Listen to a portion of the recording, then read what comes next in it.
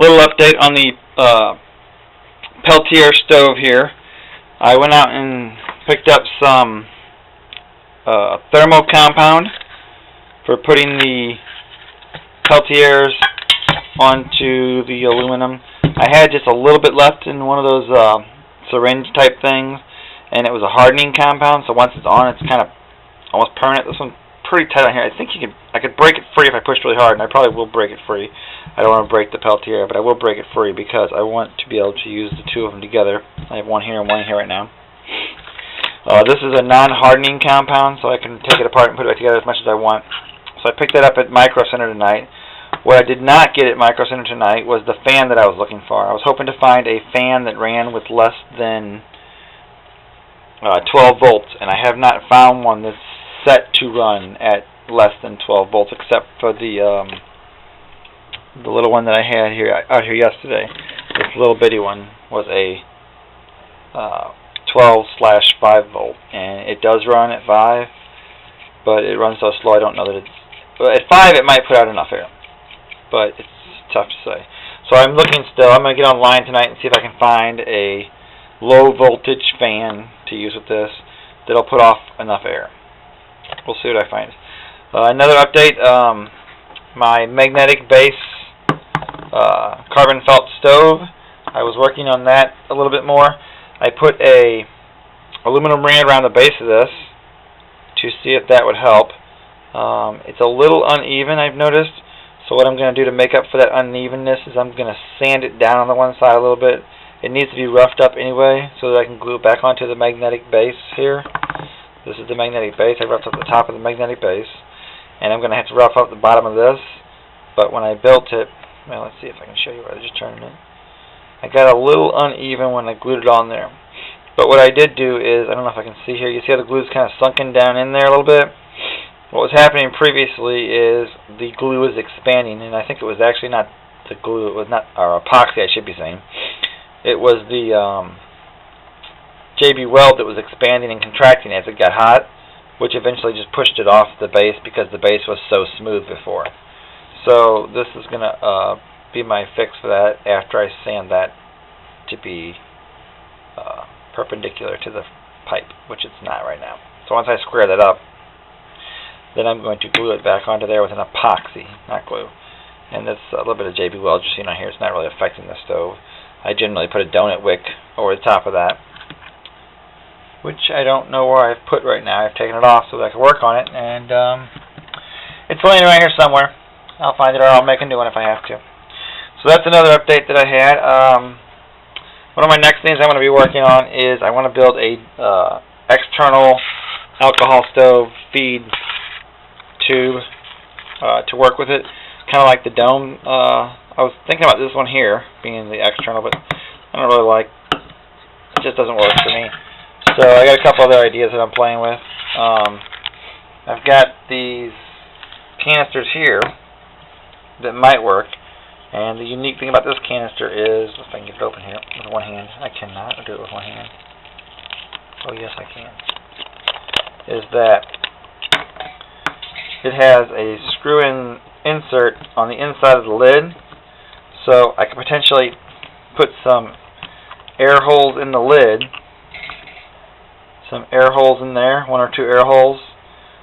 Put this lid back on and put a nipple on the bottom here so that alcohol could drain out, and with the holes in the top of here it would be able to breathe. But then when I was done, I could then screw this back on here, screw it on tight, screw the lid back on here, and have it to where I could put it back in my pack without having to worry about the fluid leaking out. Now, granted, I'd have to come up with something to cap the nipple so that it doesn't leak, but I've seen some things for those where you can get a little rubber cap to put on here to keep these from leaking. So that's not a big deal, I don't think. But that's just one idea I thought I'd had there. The hardest part, obviously, would be to get a nipple in the rounded edge here. I'd have to use some kind of silicone when I put it on there so that it didn't leak. And obviously, threading plastic is not the easiest thing in the world. So, I may play with that a little bit. It's a decent size. It's a little larger than a camera case, So it should hold, you know, a good ounce and a half of fuel. A little larger than a camera case for film, which was one of the ideas I was playing with. So, and a little smaller than a medicine bottle, which was another thing that I was thinking around about way of working with somehow. But I really liked the way when I found this bottle, it had that extra seal inside there, which meant I could poke holes in the top of it and not lose the structure of the airtightness of it when I seal it up. So, anyways, something that I'm going to play with and try and make something out of. I got a couple of these. Got them from work. They were left over from something that was shipped to us. So, anyways, I also had this bottle that I was looking at, trying to make a dome feed out of, and I was going to use this and this to try and make it, since I already had a nipple in there, but that nipple would have needed to be lower, I guess. But it just didn't make a perfect fit. You know, it was a little wider than the actual metal frame there. So I don't know if it just wasn't going to work out, I don't think. So I kind of gave up on that already. Moved on to the next one. We'll see. I'm going to work on some kind of remote feed type thing for this stove here, hopefully, once I get it all set up. I like the idea of the remote feed having the micro line. And I am out of the goofy nipples that I use, so I've got to order some more of those in. Generally, I just order them from Tenny since he has them for, I think, $1.50. I don't know anybody else that has them that cheap. There's a few websites out there that do, but I don't know of them. If anybody knows of any, sure let me know. Or if they know where they can get 10 or 20 of them for cheaper, let me know. I was working a little bit tonight. I'll go ahead and just bounce over here real quick. I'm trying to smooth off this heat sink so that when I remodify this, maybe, to go in the stainless pot that I was talking about, the dual stainless pot here, that I have a device that I can use. This is my idea. I still haven't decided if I'm going to just go ahead and try and get a new one because I got a break in here. But this was my idea for the second round of this Peltier type stove. This one hasn't worked yet, so I won't move on to the second one until I can prove, in theory, that it will work.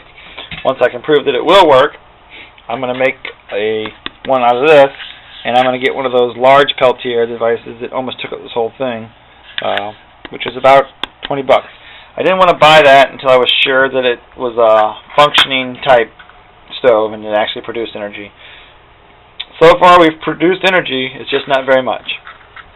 So that's all I have for tonight. Just wanted to give some updates on some of the projects I'm working on. We'll get back with you later. Have a good night.